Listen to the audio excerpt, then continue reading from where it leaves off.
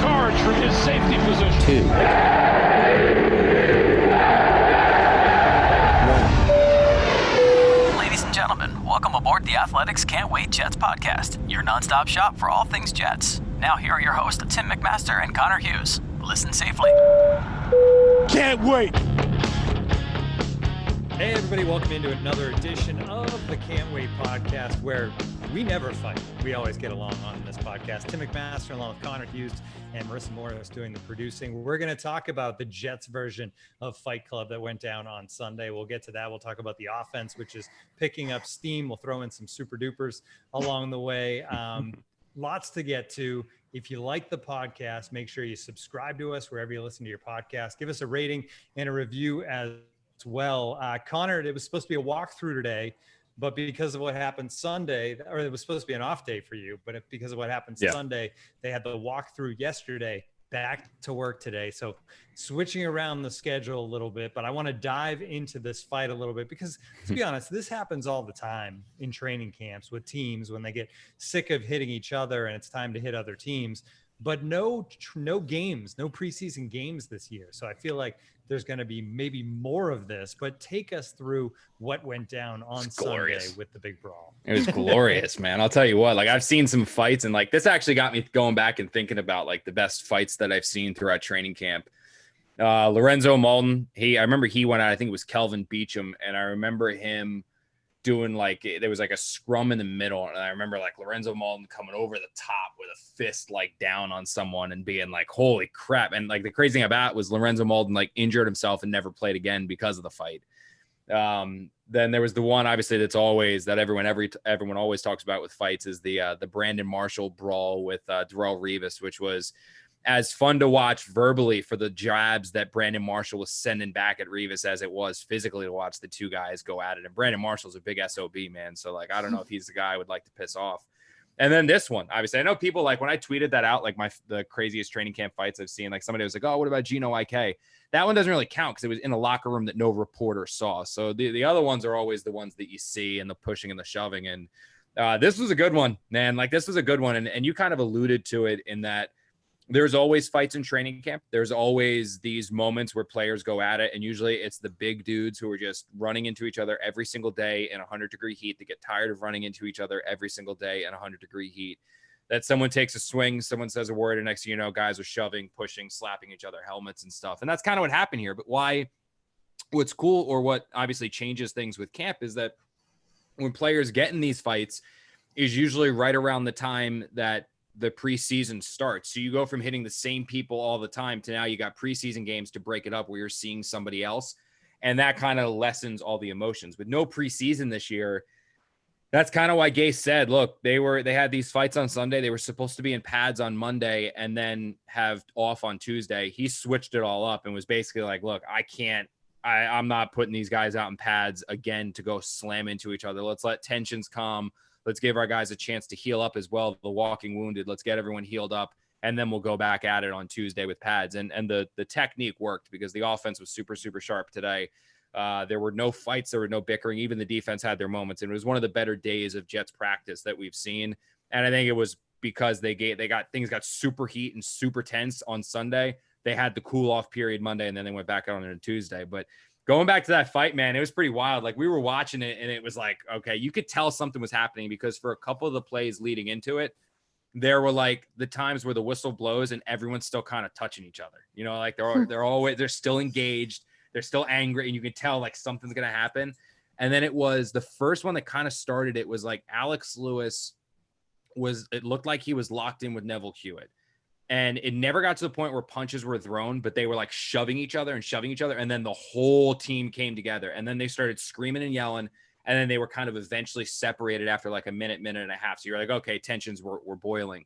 What I found interesting is almost always when there's that situation, coaches will take the defender that got into it and the offensive player that got into it and they get off the field and they let those guys cool down. Greg Williams kept Neville Hewitt in and Adam Gase kept Alex Lewis in. And the very next play, Alex Lewis took some linebacker, I couldn't really tell who it was, and drove him 10 yards beyond the line of scrimmage and into the ground. And as soon as I saw Alex Lewis go into the ground with a defender underneath him, I turned to Costello, who was standing next to me, and I was like, here we go. And sure enough, I can't tell who the linebacker was that he got down on the ground because we were on the field where our angle kind of sucks. But all of a sudden, Jordan Jenkins comes out of nowhere, and he's got he starts throwing haymakers at Alex Lewis, and Alex Lewis is just like staring at him and like taking it. And like obviously he's in a helmet, so he's not gonna get punched in the face. And like Jordan Jenkins is swinging away, haymaker. Greg Van Roten comes out of nowhere, and like I think at first Van Roten was trying to like play peacekeeper, like Jordan get off and Alex get off. But all he did was basically take like Jordan Jenkins' attention from like, I'm going to beat up Alex Lewis, to Jordan Jenkins just switched to Greg Van Roten. And now he's throwing haymakers at Van Roten, and Alex Lewis is being pulled off by somebody else. And like he was throwing like gut checks in him. And the way that Avery Williamson coined it when we talked to him after practice was that Jordan was doing some quote jiu-jitsu stuff out there. So he's like throwing haymakers. Eventually the two sides separate. Jordan Jenkins is now taken off the side of the field. And like put off on the side next. Obviously he's punching people, so you got to get him off the field. You can tell though he's still super, super hot. So the offense runs one more play as the two sides are like separate from the play, which is like nothing happens on the one play. No, nothing energetic. Jordan Jenkins comes from the sideline back onto the field and starts screaming at Van Roten to the point where Van Roten, and it was honestly, I'll be honest, it was one of the more badass things I've ever seen an NFL player do. Jordan Jenkins is like screaming and MFing him. Greg Van Roten just squares him up, walks directly from the huddle directly to Jordan Jenkins, takes his helmet off, throws his helmet down, and basically goes like, come fuck with me. Like, it's basically what he did. And like, I'm sitting there at Cos, I'm like, I'm slapping Cos, like, he's going to hit him again. Like, they're going to go at it again. Like, right, it's going to happen again. It was freaking nuts. So we were like, obviously at that point, like Le'Veon Bell came over and like moved Jordan Jenkins off to the side. Someone else moved the offense, like Greg Van Roten off to the side. And it all pretty much calmed down for the most part. Where we thought universally on the sideline, we all got our binoculars out to watch what would happen, is that the practice ended with a red zone drill, which the first team offense went up against the first team defense. Jordan Jenkins sat out for 2 drills to like kind of calm himself down. He went back onto the field for the red zone drill. He's normally outside on Mekhi Becton. He moved from outside Mekhi Becton to the other side of the line on a defensive tackle position and lined up directly in front of Greg Van Roten and put his hand in the dirt. And I looked at Costello again because we were standing next to her watching practice, and I was like, oh shit. Like, oh my God, this is not ending well. And I give the two guys credit, and I guess Gase and Greg Williams credit for reading reading Van Roten and reading Jordan Jenkins appropriately, because on the snap, the two guys went into each other and they engaged for a bit, like an extra minute or so, and you could tell they were exchanging words. But after that, it was like they didn't do anything. Like they disengaged, then they went on and they finished out practice, and there was no issues or anything like that. But that was Sunday's fight night or fight club or whatever it was. It was interesting, man. I'll give him that. The things that always stand out to me with these fights, I mean, obviously it's hot, you're in all the pads, it's just frustration is there, and you're going against these guys. I'm not running away. My computer's dying, so I gotta plug my charger in. So just keep talking to him. I can hear you. This is the beauty of live broadcasting. Yeah, indeed. And then, you're in the hot pads, you're all fired up. And then this year, you're not going to play another team until the actual season. But then the other thing that always stands out with these is these guys are wearing helmets. Like, you're not going to do any damage. That's why the fact that Van Roten actually went over to Jenkins and took the helmet off and threw it down. Dude, that's like badass. Next level training camp fight stuff, because he's actually saying, okay, I'm ready to actually get hit if you want to. And Jenkins' helmet was off at this time too, because at some point when Jenkins was throwing the original haymakers, someone ripped off his helmet, and then he was on the sideline without his helmet. So he was like, Jenkins was coming on the field without a helmet, and so Van Roten threw his off. Man, it was cool. Like that dude. Like I saw that, I was like, man, that Van Roten dude, that's a badass. Like that guy, that was just the emphatic slamming of the helmet down, and then just like basically come F with me. It was like, whew, that's something, man. That was something. It was eventful. Yeah, when all is said and done and you're getting ready for a season, do you think these sort of things where now the offense can kind of get around Lewis and Van Roten and say, all right, we got each other's backs, and then the defense can get around Jenkins, are these helpful to build units? Yeah, I mean, I think that's what actually Adam Gase said after practice when we were talking about it, because everyone saw it. I mean, it was arguably the most testy, and I mean, that was probably of fights I've seen in camp, that was probably the most intense, where it just kept building and like neither of the guys was backing down. Jordan Jenkins is no like schlub. I mean, that guy's I I remember talking to Jordan, like his when he was a rookie, and he is like, yes, sir. No, sir, like nicest person. Like if every woman is ma'am, like she's just one of the nicest Southern boys you've ever met. And then he gets on the field and the guy's like a freaking lunatic. And I was like, dude, how do you switch? And he goes, it's funny. Like my old teachers would joke about that too, that I was the nicest person in like a classroom. And then I get on the football field and it's like a switch I turn. So like when Jordan Jenkins gets heated and hot, like the dude was seeing red. Like he was like he's a dude that if I was going to go in an alley and like need somebody to back me up on like the Jets roster, like Jordan's with it. So like you had a badass like that was pissed off going after somebody. And then Van Roten was like, screw it, I'm a badass too. And like went at it too. But what Jordan or what Adam Gase said was that was what he enjoyed as a head coach watching as much as you can, because obviously no one got hurt. So I'm sure it was fine in his eyes. But what he liked seeing was that neither side backed down, was that it wasn't like the defense back down the offense. It wasn't the offense back down the defense. It was both sides were standing their ground and they were like, you know what, you guys want to fight? Let's fucking fight. Like, let's go at it. And they were like going to drop the gloves and go. And I think they liked it, not only just for team building, but to also develop like some kind of fiery intensity and chemistry. And I think you did see it a little bit like, or what I would say was also a big positive of this entire thing was that they were able to finish that red zone drill with no issues. Like if they went back on the field for the red zone drill and then all of a sudden everyone's, fighting again, it's like, God damn, like this is getting ugly. But they were able to go back into a red zone drill, which is a pretty intense drill. I mean, they were at like the 10-yard line. Jordan Jenkins was able to go directly up against Greg Van Roten.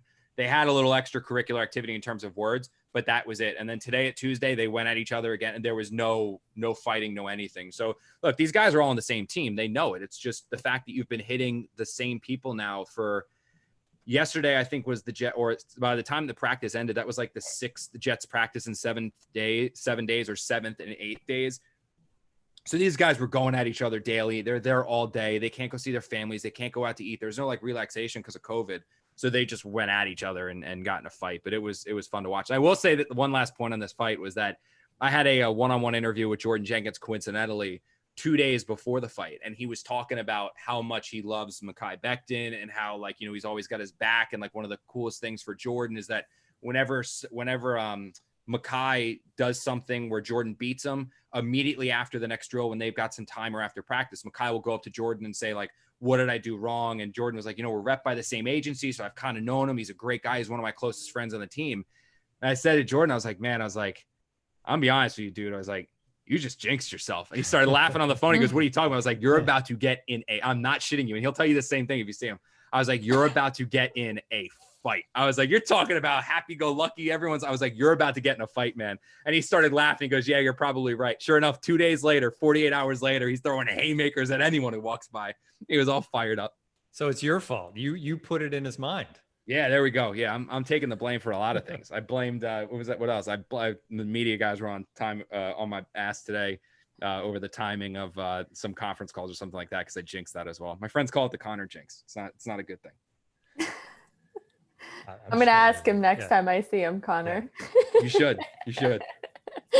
All right, so let's move things forward to today. You talked a little bit about it, but last time we did this podcast, we talked about they were coming off this just miserable offensive camp practice session where the offense just couldn't do anything right. The defense dominated. And the offense kind of got their revenge today, got things going a little bit. Super duper offense, as we like to say around Jets camp. What a line. But the run game was rolling. Darnold had good things to say about Chris Hogan, the new addition to the offense. But what stood out to you kind of the most today from this offensive performance?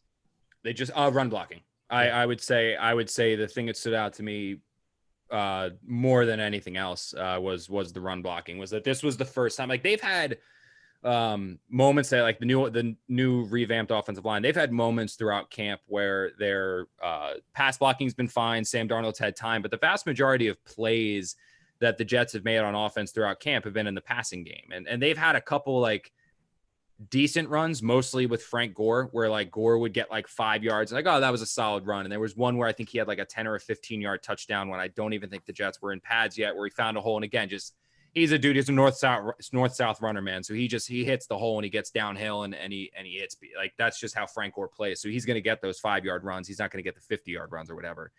But aside from that, the one thing is that they're really like for Le'Veon Bell, there has been no running lanes for Le'Veon Bell. It's been tough sledding in the run department. And today was the first time on Tuesday where you could say that the offensive line was legitimately opening rushing lanes. I mean, it started early in practice with Alex Lewis and Mekhi Becton basically parting the Red Sea with a massive hole for Le'Veon Bell to run through, scamper through, where I don't think he was touched for the first 8 to 10 yards of the carry. I mean, it was a massive hole. And Alex Lewis, I couldn't tell from where we were exactly what Mekhi Becton did.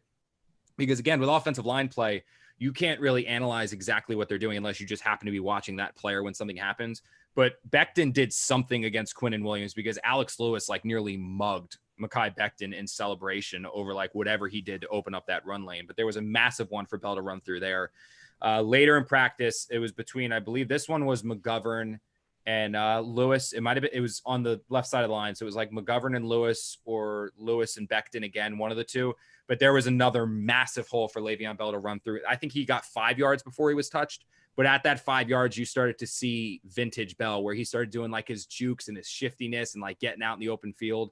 That was really impressive to see. And it was, like I said, this was the first time all practice where obviously Sam made deep plays. He hit Jamison Crowder for a long touchdown. He hooked up with Chris Herndon for a couple nice first downs. He hit Chris Hogan on an out route, which was really nice. But today was the first day where you could legitimately say that the offensive line was opening real holes, like legitimate real holes for Le'Veon Bell to run through. And it goes, hand in hand that the fact that the offensive line's best day run blocking, it marks the first time that Le'Veon Bell has really had a practice where you could say, yeah, that he had a good day as well. So I think that's what probably stood out to me more than anything else. And we can get to other parts of the practice too, where certain guys stood out. But the biggest thing for me was without a doubt the run blocking on that offensive line was that they showed up. They showed up today.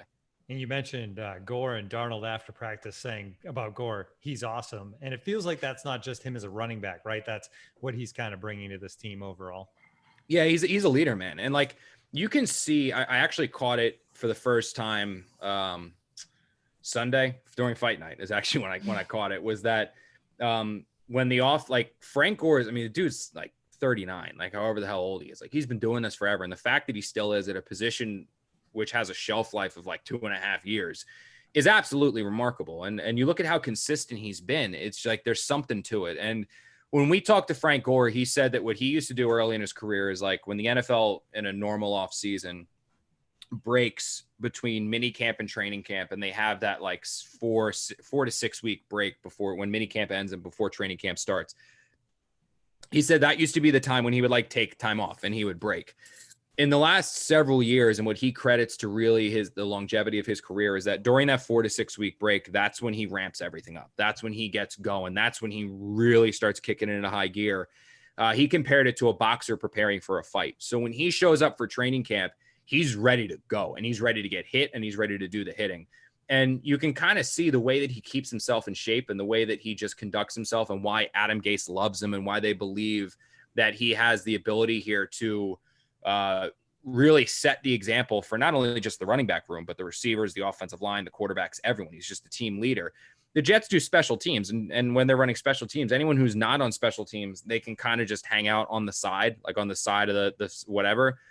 Frank Gore, while the Jets are running special teams, is on the other field running wind sprints by himself. He's got his helmet off and he's just running 20-yard wind sprints. Sprint one way, sprint the other way, take a little bit of a break. Sprint one way, sprint the other way, take a little break. Sprint one way, sprint. It's like the guy's a freaking machine. Like he is an absolute machine. And you watch him play, there's no like pitter pattering with him. There's no dancing. He is just a north-south, get the ball, find a hole and freaking hit it. And like, I think that's why Gase loves him, because the type of running style Gase likes is the guy that doesn't dance. He just wants the guy to get the ball, get yardage, just constantly move forward. Don't always try to hit the home run. The home run will eventually come, but just singles and doubles are sometimes just as effective as the big home run, and just constantly keep wearing a defense down with singles and doubles. And eventually you hit the triple and the home run. Like just keep doing that. Gore is that player. Like we see him in camp, man. And he's just, you give him the ball and every single time he touches the ball, he gets yardage. It's not always 7 yards, 5 yards, 6 yards, but it's always at least 3. And a lot of times it's 4 or 5. And you can tell why the Jets like him and why he's honestly one of the more impressive players I've seen in camp, and somebody that I'm no doubt believe is going to have a significant role for the Jets this coming season.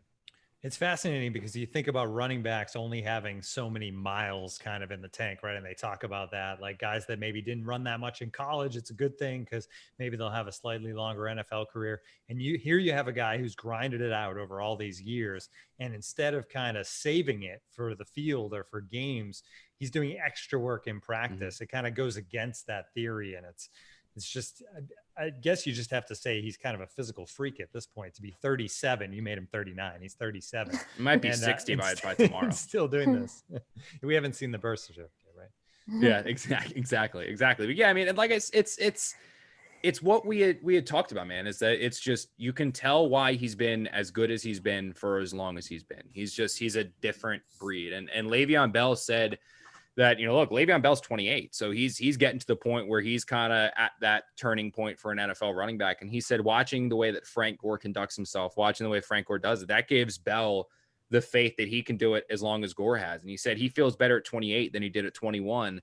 And I think in large part that is working out with Gore in Florida and now seeing Gore in person during the seasons. I think it's just going to have a massive benefit for this team. Honestly, I think Gore's addition to this team, I don't know how anyone ever saw anything, any negative to it or any downside to it, because I legitimately believe that this guy's going to do nothing but make the Jets better at virtually every position, just with the leader that he is and the work ethic that he brings. And also the fact he's been so successful that a lot of these guys can look at him as somebody that they've looked up to in the NFL for years. One more thing on the offense before we move forward. Braxton Berrios, great catch back of the end zone, and then big on the 2-minute drill. I don't think we touched on him yet. Just one more guy that had a big day today. And we've heard so much about Perryman making these big plays early on, but now it's nice to see other guys kind of step up as a motorcycle. Yeah. I was about to say, like, you at the Indy 500 here? Like, what the hell is this thing? Like, goddamn, dude. I don't know who that's your wife outside just revving up the sports car you got in the garage. I don't know what the hell's going on here, man. But that's pretty. He lives in the city. He doesn't got I was about garage. to head outside. Like, look at my Mazda outside. It doesn't purr like that. I don't know what the hell that thing was. No, like, the crazy thing about Berrios, man, is I honestly feel a little bad for Berrios because he's a guy, and we talked about how after the Jets acquired him, Gase got a call from Bill Belichick, and Bill Belichick was like, you got a good one. You got a good one. We just couldn't afford to keep him, and he can play. He can do a lot of things. He's a great player. We need our number 3, number 4 receiver to be able to play. And when the Jets acquired Berrios, he had a hamstring injury that was going to slow him for a bit. So the Patriots couldn't afford to use a 53-man roster spot on him. Honestly, the Patriots probably trying to get him through to put him on the practice squad, then activate him once he was healthy. But they know they have a good one in him. The biggest issue for the Jets is that Berrios can only play on offense. He can only play slot. And you watch him in practice, and he's a damn good slot receiver. I mean, he is so shifty after he gets the ball in his hands. His ability to go left and right after he catches it is really remarkable. It's like that little punt returnerness, like the ways he can dance and create some extra room. But he also has this uncanny ability to find the soft hole and the soft spot in the zone where he runs these routes and he'll just kind of naturally feel the defender to his left and the defender to his right and the defender behind him. And he'll know where to sit down and get the ball. Like, he's very quarterback friendly. The thing I feel for Berrios about is that he's playing a position where he's sitting behind the Jets' best offensive player. Like, Jamison Crowder is the best player the Jets have on offense, not named Le'Veon Bell and Sam Darnold. Like, he's their best option. So the Jets aren't going to take Jamison Crowder off the field because even though it would get Berrios on it, Berrios still isn't as good as Jamison Crowder. But this is a guy who would probably be competing for a starting job on a decent number of other NFL teams, probably on the majority of other NFL teams. And I think you're going to see this year Gase try to get a little creative with ways to get Berrios on the field because he's not a home run hitter. Like, he can't play outside wideout. Like, Berrios can't play outside wideout, but neither can Crowder. Crowder can't play outside either. But they're going to find ways to get him on the field because he's very quarterback friendly. He's very good at finding the soft spot in the zone, like I said. And he's also very dangerous after he makes a catch. So he's a player that I've been pretty impressed with. Watching, like, I didn't get to see him in camp last year because they just claimed him off waivers, but hearing about him, seeing him start to get some playing time late last season, and then really seeing him camp this year, you can see what the Jets loved about him, what Bill Belichick liked about him, and why this guy's got some legitimate talent. All right, let's go a little stock down. Actually, we're going to pause that. We'll do the ad reads here. This is live YouTube at its best once again. All right, here we go. All right, training camp continues on, and one thing you need to think about as you get closer to the regular season is your streaming options as far as television goes. If you haven't cut the cord yet, there's no time like the present. And think about Fubo TV, a definitely great option. You used to think of it as just sports action. No, you can get all your great television shows through Fubo TV. Plus, right now, with the family plan, 3 people can watch 3 different screens at once on Fubo TV. Standard base plan has 2 screens at once, and right now you can get 15% off the first month. That comes along with 30 hours of DVR as well. You get your local broadcast stream through there as well. Tough times for a lot of folks right now as far as wanting to be able to save some money as the pandemic continues, and $50 is more affordable than any cable provider. NBC Sports included on the national feed as well. With the NFL season around the corner, Fubo.tv will not disappoint. Stay updated on your favorite teams as well as local broadcast news. So go to FuboTV.com/athletic today and get 15% off your first month. You won't regret it. That's FuboTV.com/athletic. Start your first month today. All right, Connor, this one's for you. I'm telling you, there are 100 million reasons why you should listen up. DraftKings is the leader in one-day fantasy sports, and it is celebrating the return of sports by giving away $100 million in prizes to all of their customers. Yeah, a lot of money, including one lucky winner who will take home $1 million cash prize. To claim your share of up to $100 million in instant giveaways, all you have to do is download the app and sign up using the promo QUICK and enter DraftKings free football survivor pool. Yes, it's really that easy. So Connor, you can do it. It's not easy enough for you to claim your share of $100 million in instant giveaways and put yourself in the running to win $1 million cash prize. While the top prize is reserved for one lucky winner, hopefully it's not Connor, everyone who signs up and enters DraftKings free football survivor pool will receive an instant bonus prize of at least $5 in value upon entering. While you're in the app, don't forget to check out all the great odd boosts and promotions DraftKings Sportsbook has to offer every day to celebrate this week's basketball and golf action. So download the DraftKings Sportsbook app now and use the promo code QUICK to claim your share of $100 million in instant giveaways and put yourself in the running for $1 million cash prize.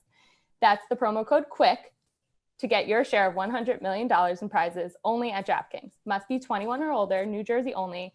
Other terms and conditions and restrictions apply. See DraftKings.com/sportsbook for details. Gambling problem? Connor, call 1-800-GAMBLER. Wow. There we go. Wow. Let's go. There we go. You crushed it. There we go. I had to customize it, you know. Yeah. There we go. I was impressed with that. That was good. By the way, DraftKings stock is up 9% today. So we're going to throw that little thing in there too, if you guys want to get on that train, because Connor is a huge stocks guy for those that don't know. I do. Yeah. It's been a good start to these stocks. I'm digging this Royal Caribbean. I'm looking at them right now, actually. Royal Caribbean's shooting up. DraftKings has had a monster day. Little surprised at the Royal Caribbean and the current state of the world. But yeah, but I think it's because I forget what happened. Like they got some kind of bailout, I think a little bit or something like that. But I'll take that, man. Royals up. United was up. Like the one that I'm a little upset about, which Marissa, you and I were talking about this with your boyfriend, was Zynga. Being a little upset. Zynga's dropping on me. Not happy with that one. That Big Zynga. I'm like the games on Facebook. Yeah. Yeah. So like I'm a big believer in Zynga because I think like the next like big we'll get to Marcus May and the Jets in a second. Well, no, see, that's the thing is in my opinion, like games are ever evolving, right? Like I'm a big video game guy. I think video games are constantly evolving, constantly changing. I think that like the power of like your phone, like your mobile ability to game, I think is going to be the next generation. And you're going to have kids that are getting their cell phones before they're getting a PlayStation 4 or Xbox. So if you've got kids that are like 10 years old with a cell phone and they're playing games on their phone, Zynga's like now they just bought, I forget what it was. Like Zynga just bought some kind of company overseas where now essentially when they have a game, the reach that they're going to have to go out and spread is going to be massive. So you're getting in on them now when they're like a $9 share. And what you're waiting on is basically that they're going to, when they have a game, like when they have that game, it's going to explode. And then that's when their stock's going to go through the damn roof. But it's just a matter of waiting for them to come out with that game because they have the technology to make whatever they want. I think the next generation is going to be a ton of gaming on your phone, and it's just a matter of they can spread it. Zynga, not a sponsor of this podcast. Yeah, despite shit, what man. you We may got to have get. heard. Connor's just throwing in his stock. Well, I'm just giving everyone free pub right now. I'm giving everyone free publicity. But you guys know who is a sponsor of this podcast. That is Manscaped. So let's get one more of these in. Fantasy football draft season is upon us. Due to quarantine, it's very possible that you might have Zeke's haircut in your pants. That's why our partners at Manscaped have partnered with us to make sure you don't gamble on shaving the way you like to gamble on football. When it comes to men's hygiene, Manscaped is as good and safe as Christian McCaffrey in a PPR league. This script has gone next level from Manscaped, by the way. The Lawnmower 3.0 is the best hygiene tool for the modern man. Because of their ceramic, blade, and skin-safe technology, your nicks and snags will be reduced. This is the perfect protection needed for your franchise quarterback. The Lawnmower 3.0 is also waterproof and has an LED light on it. Game changer. They just released their Shears 2.0 nail kit, which is the perfect add onto their Lawnmower 3.0 trimmer. Their Perfect Package 3.0 comes with the new and improved Lawnmower Performance Boxer Briefs and a travel bag for you to use when you're done quarantining, and some other liquid formulations like the Crop Preserver and Crop Reviver. The Crop Preserver is anti-chafing deodorant, and the Crop Reviver is a spray-on toner and is made with soothing aloe and witch hazel extracts. For a limited time, subscribers get not one, but 2 free gifts. The Shed Travel Bag, that's a $39 value. And patented high-performance anti-chafing Manscaped Boxer Briefs get 20% off plus free shipping with the code TheAthletic20 at manscaped.com. Again, get 20% off and free shipping with the code TheAthletic20 at manscaped.com. 20% off and free shipping. Just use that code TheAthletic20. It's time to boost your hygiene in the absolute besties with Manscaped. Good shit, man. We made it through. You rocked that. The only other thing is if the Jets. I wish you threw season, Connor's name in there like I did with the DraftKings. Yeah. You lose bonus points for that. Marissa kicked that one out of the park. The other, like when the Jets start like 1-4, 1-5, whatever. Like if the season goes down the show, we're just gonna change this to like a stock show. We're gonna start talking about stocks because I'm actually kicking my sister's boyfriend texted me. He's blowing up my phone right now because I made a big mistake on this NIO, which is kind of like a Chinese car company, which Tesla. Like was Michael in on that one, Marissa? Your boyfriend Michael? Was he in on that? Michael Dunn, one of the 7 Michael Dunns in the group chat like that we have over here. I can't remember if he was an NIO guy. Connor is just going off the rails. Oh yeah. Like we're here like my to 7th cup of coffee. I'm going on like 4 hours of sleep. This is why we usually we're all over record the at place 9 right now. a.m., right? 9 a.m. Connor's a little more calm. Like we're here to talk Jets, and he's like going deep into. We got to talk about whose stock is down. Okay, everyone wants to know. We got a question about Chuma. Okay, that was a good transition, Marissa. Thanks. Yeah, he's included. I shouldn't have sold NIO. That's what I was getting to. I never should have sold NIO because now it's up like 1,500% or something like that. I'm screwed. That was my yacht, Marissa. My yacht is sailing off on the Chinese car company NIO. I'm screwed. It's gone. My hopes of being a yacht captain are over, unless DraftKings shoots up. Or Zynga. Let's get that. Yeah, or Manscaped. I'm going to buy them next. All right, on to Jets again. Stock down. We talked about some of the good things. How about stock down? We'll start with the guy whose stock is down basically because we haven't seen him. That's Denzel Mims, right? Yeah, that one. Yeah, and then we'll get it. I keep teasing on Twitter too, so we're going to have to get to Marcus May at some point because I do keep teasing this guy. And I tweeted, and I think we might have gotten a few more listeners like, oh, he's going to talk Marcus May. And I was like, nope, psych. We're going to talk about people that are sucking right now. No, but yeah, Denzel Mims is the one that's hurting. And I feel bad for the guy because in all seriousness, like if this was a normal off season, if this was something where they had OTAs, they had minicamp, this missed time is not that dramatic. Is it ideal? No, like he's a rookie, so he's got to learn, but you have a guy that is playing a position that is difficult for any acclimation. Like the transition from college wide receiver to pro wide receiver is not easy at all. It's one of the more challenging position acclimations that you can go through in the NFL. He's now trying to do this without having an OTAs, without having a minicamp, without having an offseason conditioning program, and now quite literally missing every single practice of training camp to this point. The Jets open the season against the Bills in like 2.5 weeks. Like we're like 2.5 weeks basically away from the season opener against the Bills. Denzel Mims hasn't practiced, And it doesn't look like he's exactly close to practicing either. I mean, we haven't even seen him on the field the last 2 days. So he's not doing individuals yet. He's not going through where they're just doing like not the one-on-ones with defensive backs. He's not doing any of that right now. So it's now to the point with Denzel Mims where I find it very hard to believe that this is a kid that's going to have any legitimate role early in the season. And if he's healthy, he will still play. Like the Jets he's an athletic specimen. So the Jets will put him on the field and say like, okay, you're going deep on this play. Okay, you're running it. But he'd be playing like 10% of the snaps and basically just being put on the field. And if he's there, he's not. But he's not going to be a starter playing every single snap early in the season. He's just missed so much time. And so if you're talking about a stock baller, he's number one on the list because this is a guy that the Jets had extremely high expectations for entering this season. He's a guy that the Jets believed would be their starting receiver with Brashad Perryman and Jamison Crowder. He's somebody who, when they drafted him, Adam Gase started drawing up plays to getting him on the field and how to get him the ball and designing ways to get creative and get him involved. And now the guy literally has not practiced in training camp. He got hurt during the conditioning period before, and he hasn't been on the field since. And it was originally like the Jets were saying like, oh, it's, you can't really tell. Like Gase sounded very pessimistic when we first talked to him about the hamstring injury, but he didn't say tear. He didn't say, there was blood in the hamstring. He didn't say anything like that. But the fact that it seems like he's making no progress. Like there has been no visual like, okay, well, he was just standing on the sideline and now he's kind of doing individual drills or, oh, now he's running routes with a trainer on the side. He's not even doing any of that, man. So of all the positive things that you can have and that, you can say about the Jets at this point, and there are certainly plenty. Perryman, when he's healthy, looking good. Chris Herndon, Marcus May, the offensive line, Sam Darnold, the secondary, Bless Austin. There's a lot of things you can hang your hat on and say, oh, this is a positive, this is good, stock up, stock down, looking good. Mims is the one where it's like, this is getting to be a concern. This is getting to be an issue. All right, we got this one kind of goes with your stocks falling, but it's from a listener. So Daniel Stern says, there hasn't been much information about Chuma Edoga. What is happening with him? How's he looked, Connor? Yeah, I just wrote about him. I actually just wrote it. Yeah, I guess that's why you teased it in there, is he was a stock down guy. It's Chuma hasn't done anything wrong to this point. Like, I'll be honest, like he doesn't look bad. He does not like he's getting beat every day. I think this was just something where, while the Jets did say, every spot on the offensive line is open and all 5 positions on the offensive line are open. And this is going to be a competition. We're going to play the best 5.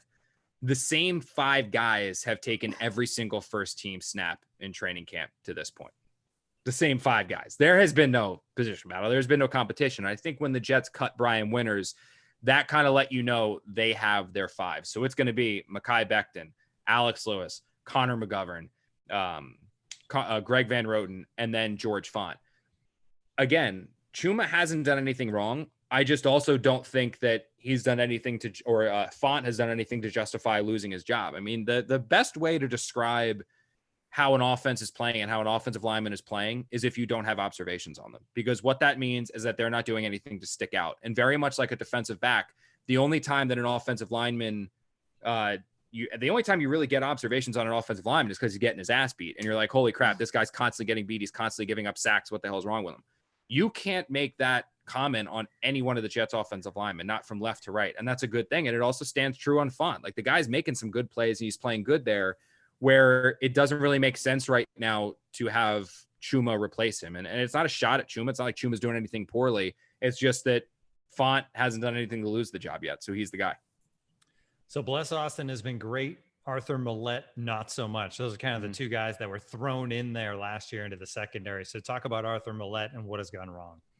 Yeah, with him, man, I think you're just starting to see the talent discrepancy. When Arthur Millette took over for the Jets last year, by the way, I got to address this one quick, was that I looked very quickly over into the YouTube chat, and the comment here is there are 2 Michael Dunns that are both active in our YouTube channel in the comment section. And the one Michael Dunn just figured out that the other Michael Dunn is Marissa's boyfriend. And now he going, wait a minute, I'm not the one that's dating Marissa. This is confirmed. So I was that was the first thing that caught my the left side of my eye. And now I'm cracking up. I think this is amazing, but shit, what was the question? Arthur Millette. Yeah. Back to Arthur Marlette, because that comment section's awesome. I've never like watched this before in real time. I think this one's good. No, back to Arthur Marlette. Like, the thing with the Jets secondary last year is that they had some legitimate talent in Darryl Roberts and Tremaine Johnson. The issue is that those guys had zero desire to play football at the time. Tremaine Johnson got his money and basically gave the Jets 2 middle fingers and said, screw you guys, I'm going to go party in New York. I don't give a shit about playing football anymore. And he did that. And that's why he ended up getting benched and why the Jets ended up cutting him after just 2 years. When the Jets ended up benching Tremaine Johnson and Darryl Roberts got hurt and Tremaine Johnson got benched, and they put in Bless Austin and Arthur Marlette, and to some extent Maurice Kennedy as well. Those 3 guys were not nearly as talented at that point stage. Bless might eventually develop to that point, but as a rookie, he was not as talented as Tremaine Johnson or Darryl Roberts. But Marlette, Austin, and Kennedy, what they gave the Jets was effort. They tried. It's that simple. Like, they tried to play football, and that, like, going 100 miles per hour on every play, like treating every play like it's your last, it put them in position to make effort plays. And those effort plays were enough with Greg Williams' defensive formations and defensive schemes to have the Jets having some semblance of defensive success on that side of the ball. I think what you're seeing a little bit in this camp with Marlette is just his talent deficiencies, and he still tries on every single play. He still goes, hard as hell on every single play. He still gives it his all on every single play. He's not as talented as Quincy Wilson. He's not as talented as Bless Austin. He's not as talented as Brian Poole. He's definitely more talented than Nate Harrison, but he's not as talented as these other 2 guys. So you're starting to see that pecking order separate. And it happened for the first time, I think, on Sunday, or maybe it might've been Saturday or Sunday, Friday, Saturday, or Sunday, where Rashad Perryman, like 80-yard touchdown run where he caught a slant and then burst off the field and caught a big touchdown.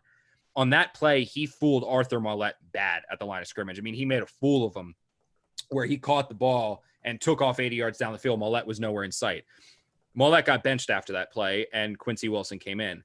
Today, Marlette did something again where he got benched. Quincy Wilson comes in. Quincy Wilson kind of stabilizes the defense. So I think what you're just seeing now as camp is going on is not – look, I think Marlette makes it 53-man roster. I think that Marlette will have a role in special teams. I think if somebody gets hurt, Marlette can come in and play.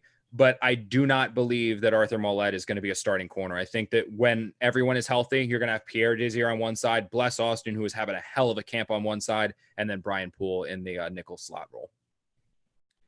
All right, that wraps up Stock Down. We appreciate all the questions coming in from Twitter, also in the YouTube chat, and all the Michael Dunns as well. Marissa, any good questions in there?